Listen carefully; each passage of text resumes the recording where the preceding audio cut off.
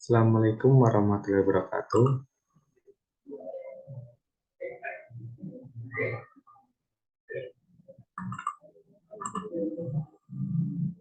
Perkenalkan, nama saya Chandra Nur Fauzan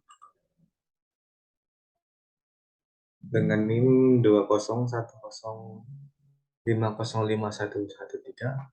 Di sini saya akan presentasikan makalah Islam dan Iptek tentang bayi tabung dalam Islam. Terlebih dahulu saya berterima kasih kepada Ibu Dewi Masitoh yang menjadi guru dalam Islam dan Iptek. Di dalam makalah ini ada kata pengantar, daftar isi. Daftar isi terdiri dari latar belakang, rumusan masalah, dan tujuan. Lanjut ada pembahasan. Pembahasan isinya ada pengertian bayi tabung, jenis-jenis bayi tabung, hukum bayi tabung, dan hubungan nasabnya, faktor dominan yang menghubungkan anak bayi tabung kepada orang tua, dua orang tuanya. Lanjut ada penutup, dan terakhir ada daftar pustaka. Pendahuluan. Di sini ada latar belakang. Pada 2 dekade terakhir ini, ilmu dan teknologi di bidang kedokteran mengalami perkembangan yang sangat pesat. Salah satu hasil di bidang ini adalah dengan telah ditemukannya cara-cara dalam produksi manusia dalam istilah kedokteran disebut dengan fertilisasi in vitro atau lebih populer dengan istilah bayi tabung.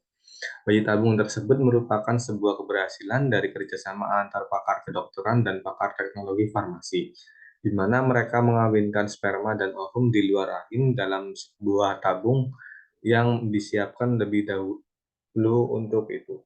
Setelah terjadi pembuahan, barulah ditempati ke dalam rahim wanita yang dipersiapkan sebelumnya. Dengan proses seperti ini akan menghasilkan bayi sebagaimana yang diperoleh secara alami. Pada prinsipnya, program bayi tabung ini bertujuan untuk membantu mengatasi pasangan suami istri yang tidak mampu melahirkan keturunan secara alami yang disebabkan karena adanya kelalaian pada masing-masing suami istri. Seperti radang pada saraf rahim, sperma yang kurang baik, dan lain sebagainya. Dengan program bayi tabung ini diharapkan akan mampu memberikan kebahagiaan bagi pasangan suami istri yang telah hidup bertahun-tahun dalam ikatan perkawinan yang sah tanpa keturunan. B. Rumusan masalah. Rumusan masalah yang pertama ada pengertian bayi tabung, kedua ada apa saja jenis-jenis bayi tabung, ketiga ada bagaimana hukum bayi tabung dan hubungan nasabnya, yang keempat bagaimana faktor dominan yang menghubungkan anak bayi tabung kepada kedua orang tuanya.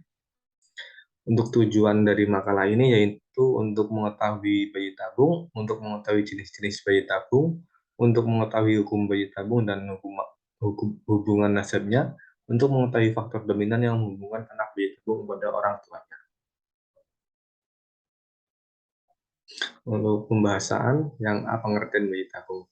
Bayi tabung adalah merupakan individu atau bayi yang dalam kejadiannya proses pembuatannya terjadi di luar wanita in vitro, atau dengan kata lain bayi yang di dalam proses kejadiannya itu ditempuh dengan cara inseminasi buatan, yaitu cara memasukkan sperma ke dalam kelamin wanita tanpa melalui senggama.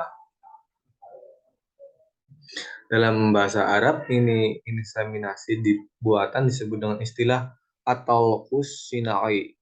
Proses bayi tabung adalah sperma dan ovum yang telah dipertemukan dalam sebuah tabung di mana setelah terjadi pembuahan, kemudian disarangkan ke dalam rahim wanita, sehingga sampai pada saat lahirnya bayi tersebut.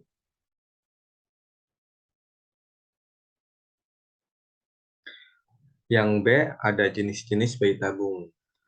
Apabila ditinjau dari segi sperma dan ovum serta tempat embrio ditransplasikan, maka bayi tabung dapat dibagi menjadi 8 jenis, yaitu pertama, ada bayi tabung yang menggunakan sperma dan ovum dari pasangan suami istri, kemudian embrionya ditransplasikan ke dalam rahim istri. Dua, bayi tabung yang menggunakan sperma dan ovum dari pasangan suami istri, lalu embrionya ditransplasikan ke dalam rahim ibu pengganti. Tiga, bayi tabung yang menggunakan sperma dari suami dan ovumnya berasal dari donor. lalu embrionya ditransplantasikan ke dalam rahim istri. Keempat, bayi tabung yang menggunakan sperma dan dari donor, sedangkan ovumnya berasal dari istri, lalu embrionya ditransplantasikan ke dalam rahim istri.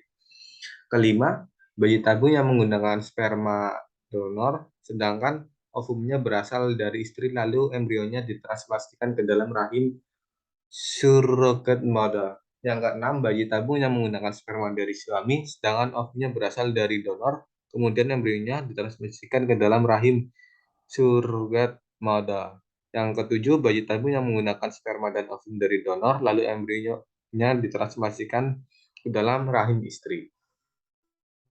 Dan yang terakhir, 8, ada bayi tabung yang menggunakan sperma dan ovum berasal dari donor, kemudian embrionya ditransplantasikan ke dalam rahim surrogate mother. Hukum bayi dalam tabung dan hubungan nasabnya. Dari 5 jenis bayi tabung yang sudah teruji keberhasilannya, di dalam tulisan ini hanya akan dibicarakan 3 jenis saja, yaitu pertama, anak yang dilahirkan melalui proses tabung dengan menggunakan sperma dan ovum dari pasangan suami istri, kemudian embrionya ditransfer ke dalam rahim istrinya. Walaupun persoalan anak menjadi urusan Allah Subhanahu wa taala, tetapi manusia yang mandul tetap berusaha dan berikhtiar untuk mendapatkan seorang keturunan. Salah satunya caranya dengan menggunakan teknik bayi tabung yang menggunakan sperma dan ovum dari pasangan suami istri.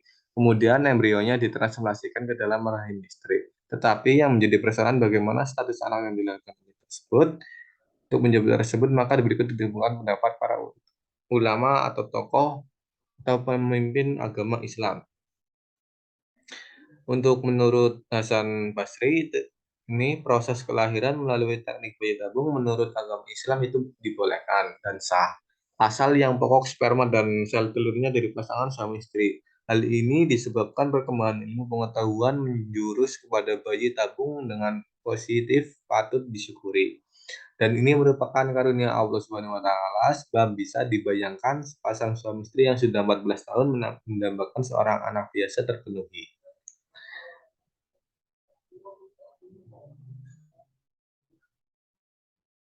Untuk bayi tabung, menurut proses dan sperma dan ovum dari suami istri yang menurut hukum Islam adalah mubah dengan syarat teknis mengambil semen atau sperma dengan cara yang tidak bertentangan dengan syariat Islam, penempatan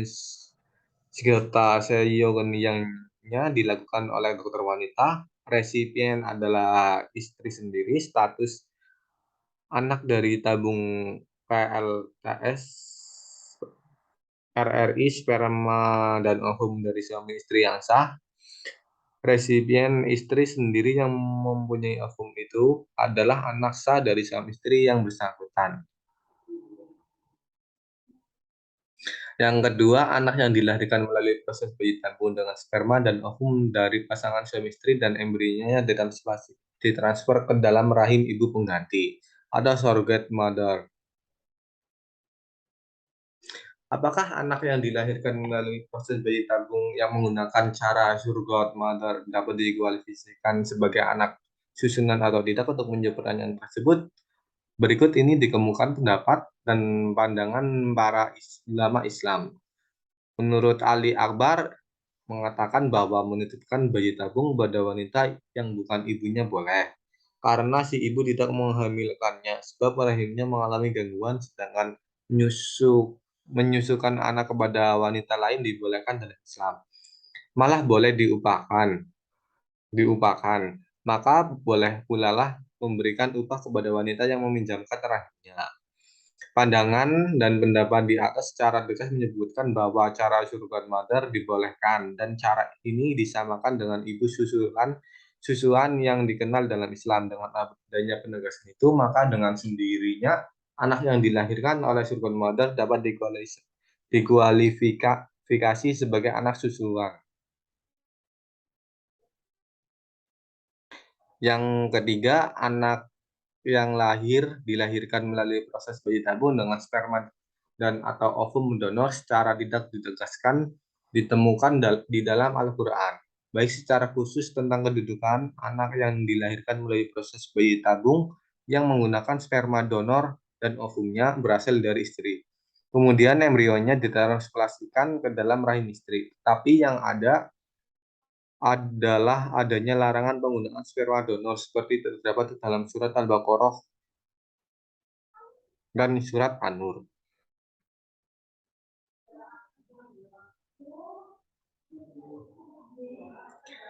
Yang D, faktor dominan yang menghubungkan anak bayi tabung pada kedua orang tuanya.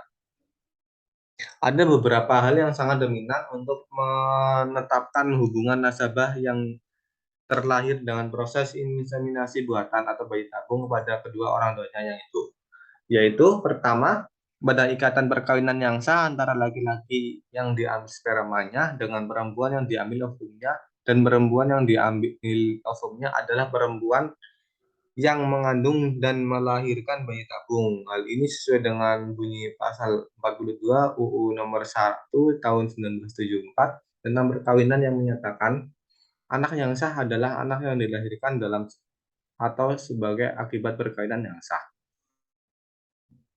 Dengan ketentuan ini, maka anak yang dilahirkan melalui proses bayi tabung dengan mengambil sperma dan ovum dari pasangan suami istri yang kemudian embrionya disarangkan ke dalam rahim istrinya adalah anak yang sah, mempunyai hak dan kewajiban sama dengan anak yang lahir dengan proses alami. Kedua, ada materi sperma dan ovum yang menjadi embrio secara yakin dapat dipastikan berasal dari pasangan suami istri yang mengandung dan melahirkannya. Dengan ketentuan ini, penulis menolak atau tidak sependapat dengan Dr. Ali Akbar, Dr. Andes Hussein Yusuf, dan Haji Salim Damyati yang membolehkan proses bayi tabung mengambil sperma dan ovum dari pasangan suami istri yang kemudian embrionya ditransfer ke dalam rahim ibu pengganti. Baik ibu pengganti itu terikat dengan perkawinan suami yang diambil spermanya seperti istri kedua, ketiga, dan keempat, ataupun tidak terikat dengan perkawinan seperti ibu pengganti sewaan.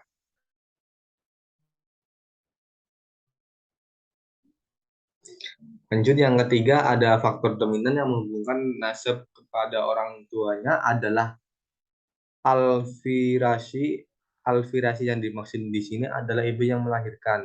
Jadi ibu yang mengandung dan yang melahirkan bayi tabung adalah ibu kandungnya. Hal ini sesuai dengan firman Allah Subhanahu wa taala, ibu-ibu mereka tidak lain hanyalah wanita yang melahirkan. Kami diperintahkan kepada manusia untuk berbakti kepada kedua orang tuanya, ibunya yang mengandung dalam keadaan yang sangat lemah dan disapi sampai 2 tahun. Menurut Hasan Harbord, bahwa atas dasar ayat-ayat tersebut di atas, maka ibu dari anak yang melahirkan melalui proses surrogate mother adalah ibu yang mengandung dan melahirkan. Sebab menurut beliau, kata walida ini yang berarti ayah dan ibu, dan kata umum yang berarti ibu adalah orang yang memberikan kelahiran atas seseorang. Untuk bab 3 ada penutup. Dari pembahasan ini dapat ditarik kesimpulan sebagai berikut. Bayi tabung dengan proses menggunakan sperma dan ovum yang diambil dari pasangan suami istri yang sah, yang kemudian embrionya ditransfer ke dalam rahim istrinya yang diambil ovumnya, hukumnya diperbolehkan. Anak yang dilahirkan dengan proses ini mempunyai kedudukan yang sah menurut hukum Islam, baik dari segi hubungan nasab maupun dari segi hak dan kewajiban terhadap kedua orang tuanya. 2. Bayi tabung dengan ibu titipan, baik sperma dan ovumnya berasal dari suami istri atau donor, hukumnya haram dalam hukum Islam. Bayi tabung yang dilahirkan dengan cara ini nasabnya hanya dapat dipertalikan kepada ibu yang mengandung dan melahirkan. Ini daftar pustakanya. Itulah presentasi dari saya tentang bayi tabung. Apabila ada kesalahan, saya minta maaf yang sebesar-besarnya. Wabillahi taufiq wal hidayah. Wassalamualaikum warahmatullahi wabarakatuh.